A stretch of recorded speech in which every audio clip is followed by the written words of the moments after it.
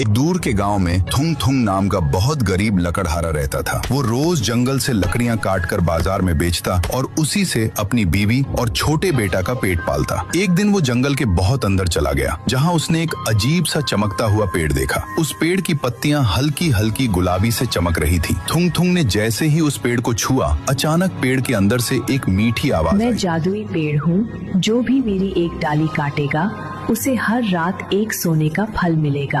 थुंग थुंग हैरान रह गया। वो एक छोटी सी डाली काटकर घर ले आया। रात को जैसे ही उसने डाली को जमीन में लगाया, सुबह वहाँ एक छोटा पौधा उगाया और उस पर एक चमकता हुआ सोने का फल लगा हुआ था। थुंग थुंग और उसकी बीवी खुशी से झूम उठे। अब हर सुबह उन्हें एक सोने का फल मिलने लगा। धीरे धीरे उनका घर अच्छा हो गया, कपड़े अच्छे हो गए और जिंदगी बदलने लगी। लेकिन एक दिन थुंग थुंग के मन में लालच आ गया। उसने सोचा, अगर छोटी डाली से इतना सोना मिलता है तो क्यों न पूरा पेड़ ही काट लूं। अगले दिन वो कुल्हाड़ी लेकर जंगल गया। जैसे ही उसने जादुई पेड़ पर कुल्हाड़ी चलाई, अचानक पूरा जंगल कांपने लगा। पेड़ से तेज रोशनी निकली और वही आवाज गूंजी, इंसान, तुमने लालच कर लिया। अचानक थुंग थुंग के सामने जंगल की आत्मा प्रकट हो गई। जंगल की आत्मा बोली, यह पेड़ उन लोगों की मदद करता है जो जरूरत में होते हैं, लेकिन लालच करने वालों से सब छीन लेता है। इतना कहते ही थुंग थुंग का घर, सोना और सब कुछ गायब हो गया। वो फिर से पहले जैसा गरीब हो गया। थुंग थुंग रोते हुए बोला, मुझे माफ कर दो, मुझे बस अपने परिवार के साथ सादा जीवन चाहिए। जंगल की आत्मा कुछ देर तक उसे देखती रही, फिर बोली, जिसे अपनी गलती का एहसास हो जाए वो बुरा इंसान नहीं होता। अचानक उसके हाथ में एक छोटा सा जादुई बीज आ गया। इसे लगाओ, ये हर दिन सोना नहीं देगा, लेकिन तुम्हें कभी भूखा भी नहीं रहने देगा। उस दिन के बाद थुंग थुंग ने लालच छोड़ दिया और अपने परिवार के साथ साधारण लेकिन खुशहाल जिंदगी जीने लगा।